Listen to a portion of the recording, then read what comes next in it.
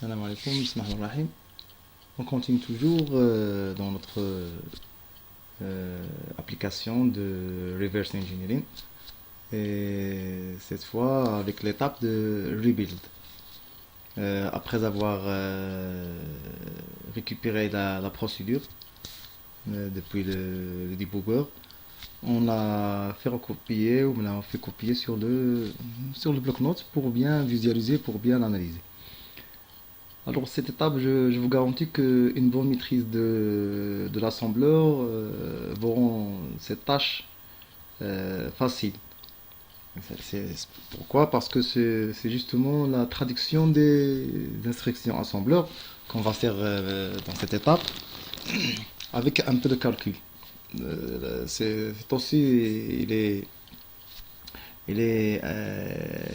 induit de la procédure elle-même.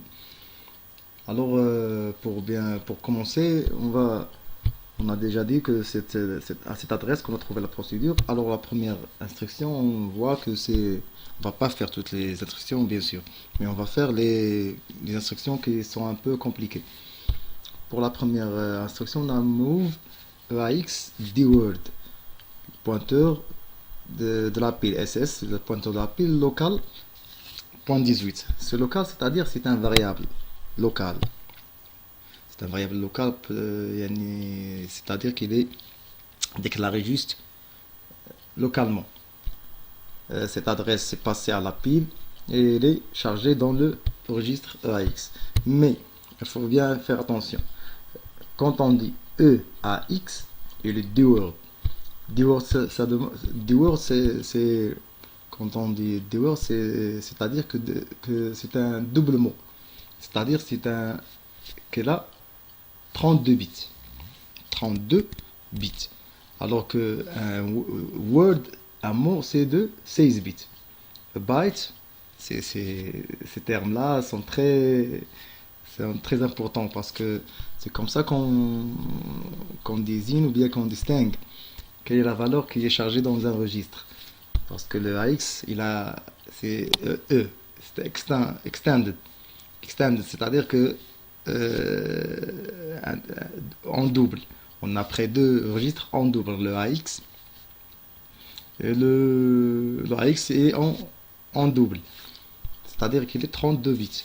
Alors que le AX a 16 bits. Le AX. Simplement le AX. Dword égale à 32 bits.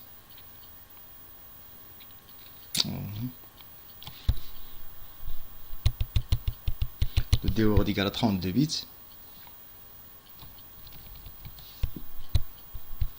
Dword égale à 32 bits. Word égale à 16 bits. Alors que byte, combien égale à 8 bits. C'est un octet. Égale à octet. C'est un octet. Égale à 8 bits. Très bien. Le AX, le AX égale 32 bits. Et le AX, c'est 16 bits. Et on a aussi le AH. Le H avec le AX, c'est 8 bits. Et le AL, c'est 8 bits. Le AL et le AH, c'est le AX. Quand on combine ces deux demi-registres, on aura le AX de 16 bits. Et quand on extend le AX, on a le EAX. C'est-à-dire qu'il faut bien faire attention à ces termes-là. Alors, comme ça, l'instruction qui suit, c'est le CHL, AX 5, c'est-à-dire le CHL, c'est-à-dire que il faut, quand on a par exemple le AX, une chose à noter que les valeurs sont passées en hexadécimal. Alors, pour faire le calcul, il faut respecter l'hexadécimal, puis c'est mieux pour les instructions de bit à bit. les instructions bit à bit, de travailler en binaire. Alors, le AX, par exemple, le AX égale en hexadécimal AE, AF, égale à AF, AF. 0, 0 égale à 0, pour respecter la taille, AX égale à 0, 0, 1F. C'est-à-dire 4, 8, non, c'est-à-dire le AX, alors c'est 4, 8, 16, voilà le AX, c'est 32. 4 fois 8, c'est 32. Alors quand on fait le shell, c'est-à-dire le shift, le décalage à gauche, le décalage à gauche, le décalage à gauche, c'est-à-dire c'est une multiplication. Une multiplication par quoi? Par le 10. C'est comme on a dit, c'est fois 5 fois le 10 hexadécimal. C'est comme ça. C'est une multiplication par le 10. Ou bien, si on l'écrit en binaire, le 1F en binaire, c'est quoi? Le 1F en binaire, c'est 0, 0, 0, 1, 1, 1, 1, 1. On fait le décalage. Combien de bits à décaler? C'est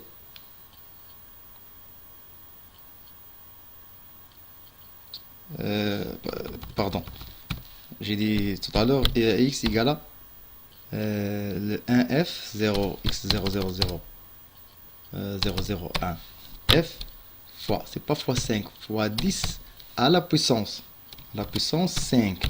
Oh, le 10 c'est en hexadécimal, le 10 il est en hexadécimal, c'est pas la multiplication, c'est la puissance. Très bien, voilà que je rectifie. Alors, ou bien en binaire, comme j'ai dit, c'est 0, 0, 1, 1, 1, 1, 1. Et je fais le décalage à gauche par 3, par 5 bits. Par le décalage par 5. C'est-à-dire, j'ajoute le 5, 0. 1, 2, 3, 4, 5. Voilà. Si on calcule des deux façons, on trouve le même résultat. Voilà le décalage à gauche, c'est la multiplication. Le add, c'est clair. Le LEA.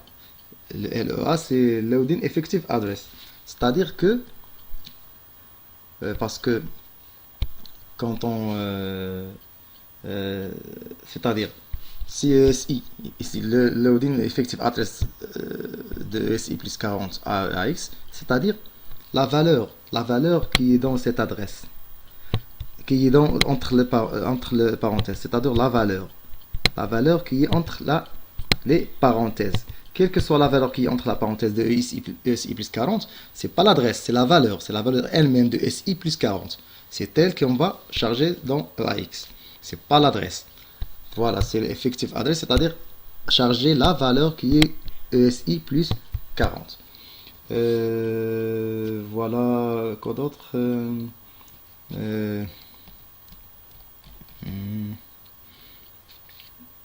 Le sub, c'est la soustraction. La multiplication, comment elle est faite? La multiplication, c'est comme ça, la multiplication.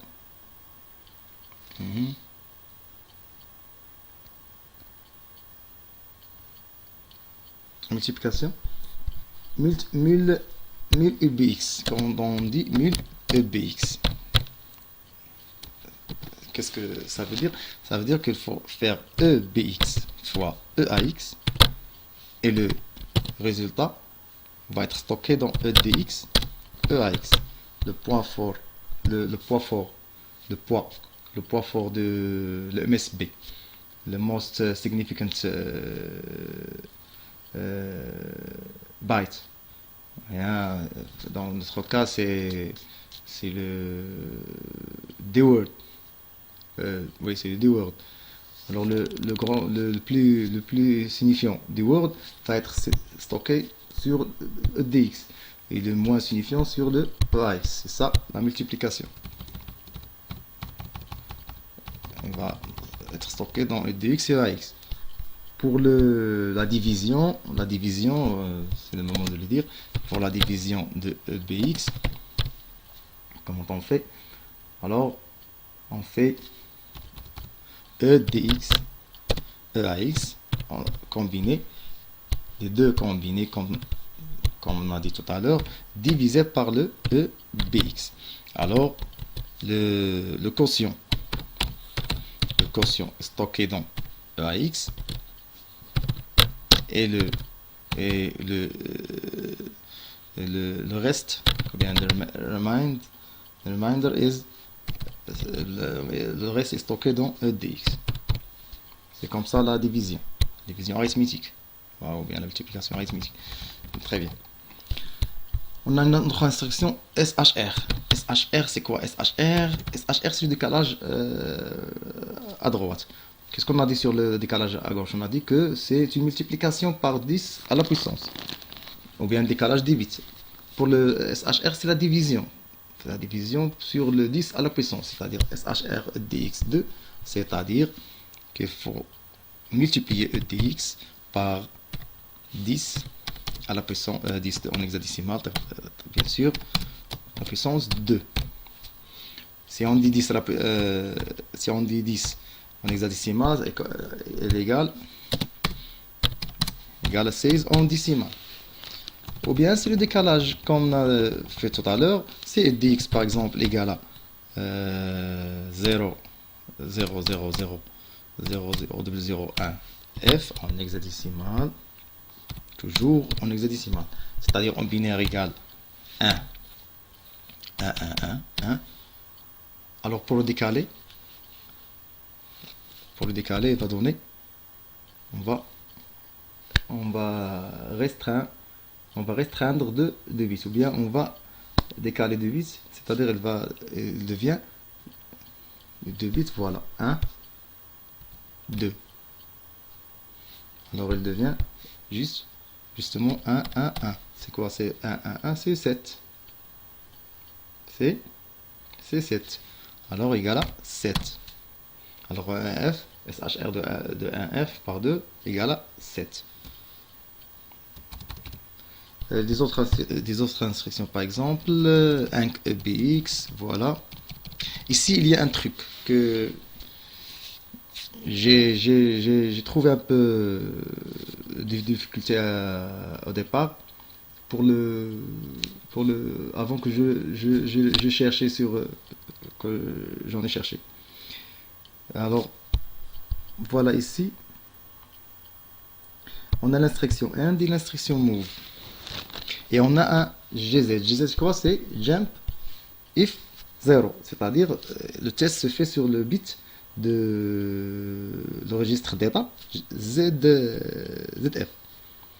ZF, c'est quand il est égal à 0, le jump est fait. Quand il n'est pas à 0, le jump n'est pas fait. Mais où est l'instruction qui provoque le changement bien qui atteint le ZF? Est-ce que c'est le end ou bien c'est le move? Moi, en premier lieu, j'ai pensé que c'est le move, parce que c'est elle qui est avant lui directement. Mais c'était pas le cas. C'est le end qui provoque le conditionnement, bien qu'on provoque le jump. C'est le end qui atteint le ZF.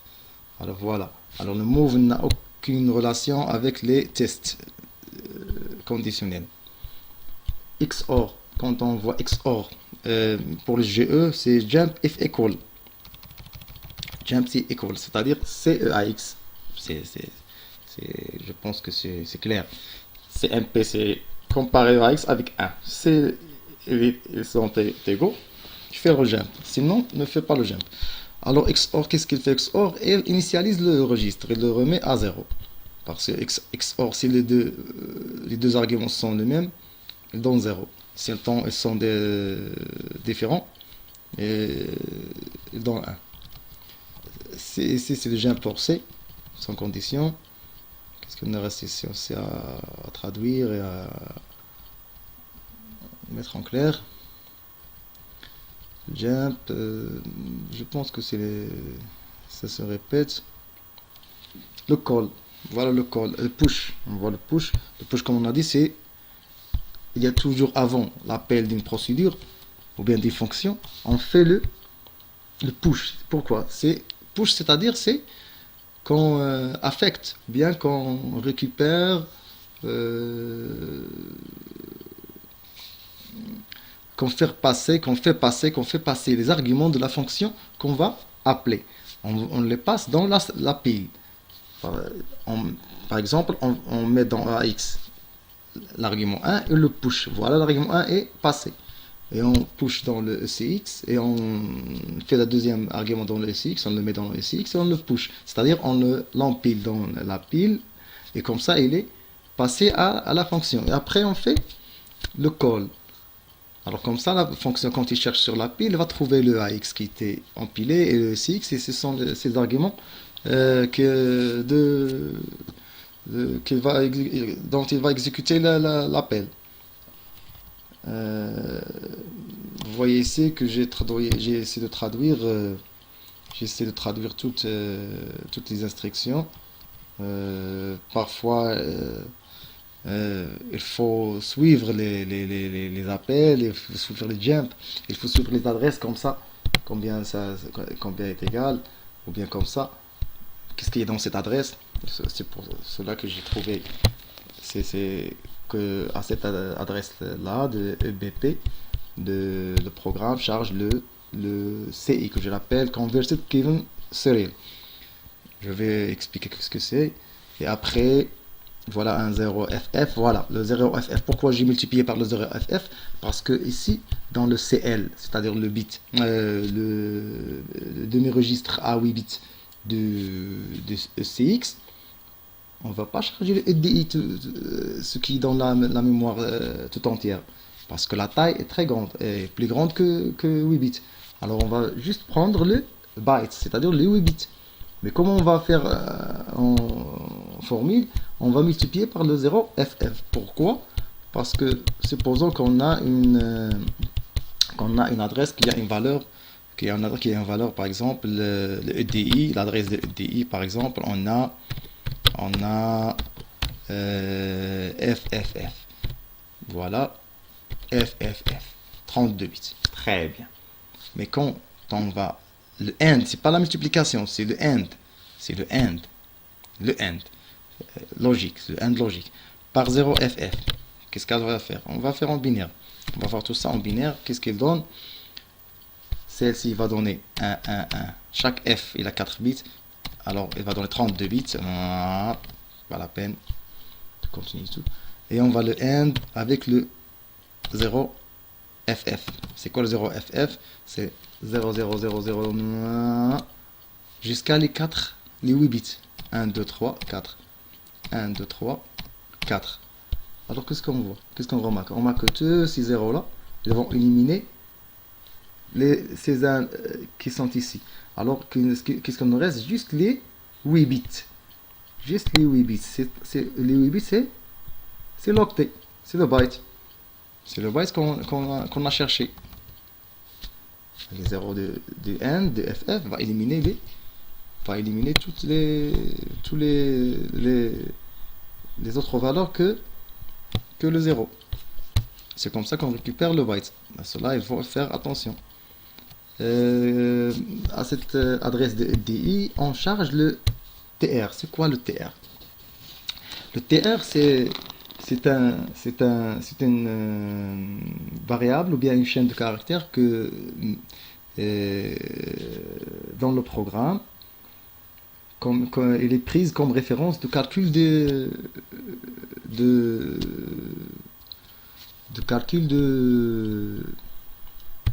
dans la procédure. Elle est comme référence de calcul dans la procédure. Les codes ou bien les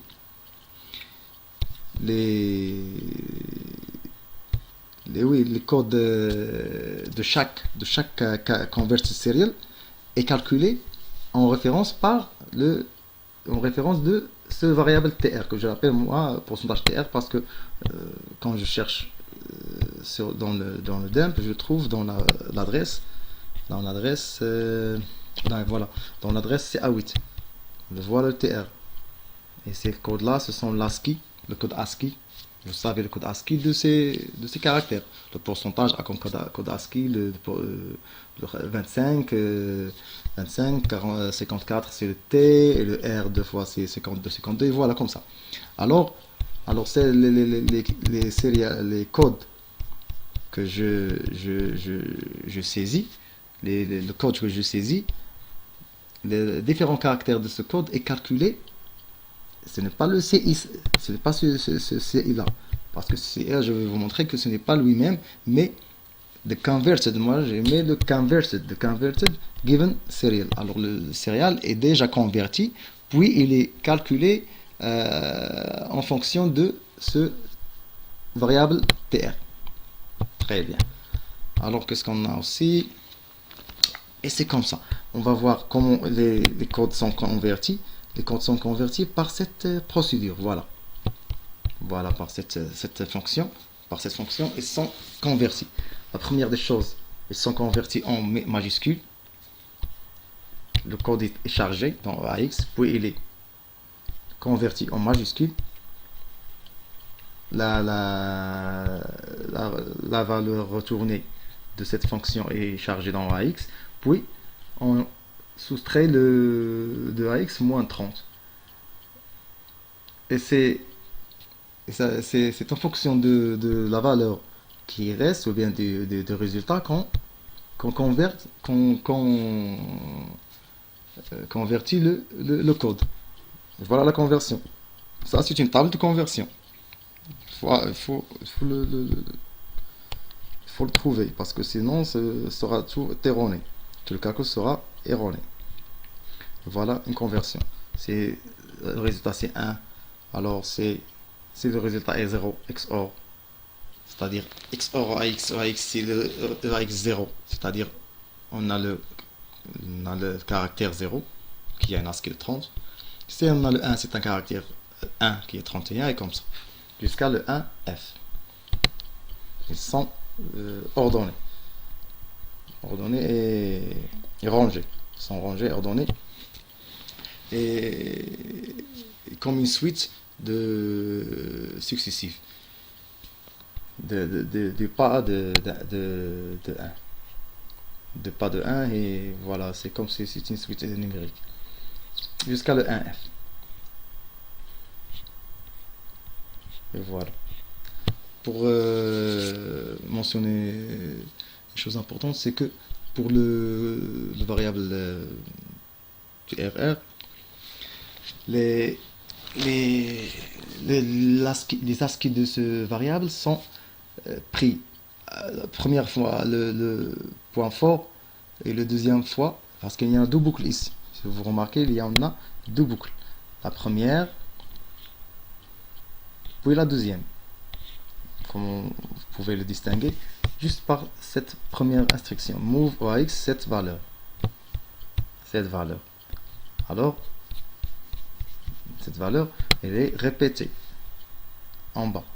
Elle est répétée juste en bas. Voilà la même procédure. Juste, il y a un seul changement, c'est que ici, on prend ici, on dit que CL fois 4. Pourquoi? CL, on a 4 bits. Et on fait le CHR. Qu'est-ce qu'on a dit sur le CHR? C'est-à-dire qu'on élimine c'est-à-dire qu'on récupère les 4 bits de poids fort. Et dans l'autre partie, qu'est-ce qu'on fait? Qu'est-ce qu'on fait ici? On fait le AND de CL avec 0F. C'est-à-dire on élimine, le 0 élimine les 4 bits du poids fort et on récupère le poids faible. Alors comme j'ai dit, la première fois on récupère le poids fort, et le deuxième on récupère le poids faible. Et c'est comme ça que j'ai continué le calcul, et j'ai suivi les cols. Après toute cette boucle, voilà, c'est une boucle. Pourquoi j'ai dit c'est une boucle? Parce que voilà, il y a une condition de jump. Et le 1E, c'est quoi le 1E? Le 1e, c'est 30. Si vous remarquez, le 30, c'est la taille du variable. C'est-à-dire que je fais cette boucle, je fais cette boucle pour chacune, ou pour chacun des caractères du variable tr. Alors combien j'ai de variables? J'ai 1, 2, 3, 4, 5, 6, 7, 8, 9, 10, 11, 12, 13, 14, 15, 16, 17, 18, 19, 20, 21, 22, 23, 25, 26, 27, 28, 29, 30. Peut-être j'ai raté un. Alors c'est 30. C'est-à-dire que cette boucle est faite sur le long de la taille du variable tr pour parcourir tous les caractères du variable. Alors de cette façon, on a récupéré notre équation, bien notre formule de calcul, et on a aussi trouvé. Ici, il y a la partie du test. Après faire tout ce calcul, on vient à la partie du test. Alors le programme commence à tester. Qu'est-ce qu'il teste? On a 4 adresses importantes. C'est le ESI plus 4 et le ESI. Voilà son adresse, la valeur de l'adresse. ESI plus 8, ESI plus 3C, ESI plus 10, ESI plus C. Alors qu'est-ce qu'il fait? Alors tout ce calcul est stocké dans cette adresse, dans ces adresses. Et après, il fait le test. Après, il fait le test. Voilà notre procédure qui est appelée. C'est vraiment trop long, mais c'est comme ça. Et voilà voilà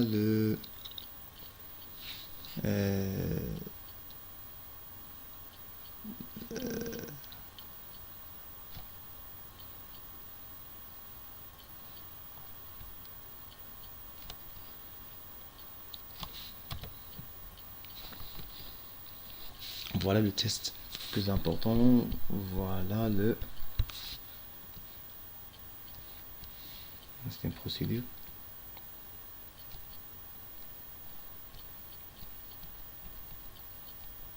Et voilà, c'est ici. Voilà. Voilà.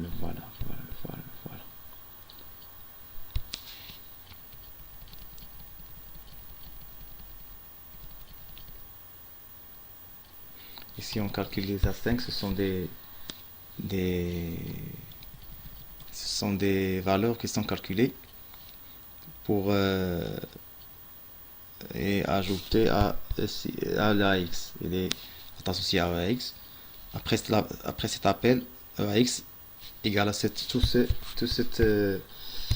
la somme de tous ces variables. Ces variables. Ces variables. Et après, ici, c'est le test. Le test final. On peut se demander pourquoi j'ai pas juste changé ce GNE en GE. Même s'ils ne sont pas égaux, ce test, il va faire parce que moi, j'ai pas l'intérêt de craquer le logiciel. Moi, j'avais dès le début l'intérêt de faire de reverse engineering, c'est-à-dire d'extraire ces informations-là et de trouver les formules et modéliser le système, puis le système de calcul de numéro de série, bien sûr, et puis régénérer ce modèle, c'est-à-dire faire le keygen. C'est ça mon idée. J'étais pas intéressé par le craquet parce que déjà le craquet est disponible sur le net. Et aussi ce logiciel n'est pas facile à craquer parce qu'il a une autre protection, un numéro de série qui a 54 bits, 54 numéros, ou bien 54 caractères. Alors c'est pas évident de le craquer comme ça. Il faut faire un effort énorme. Et c'est pas mon intérêt.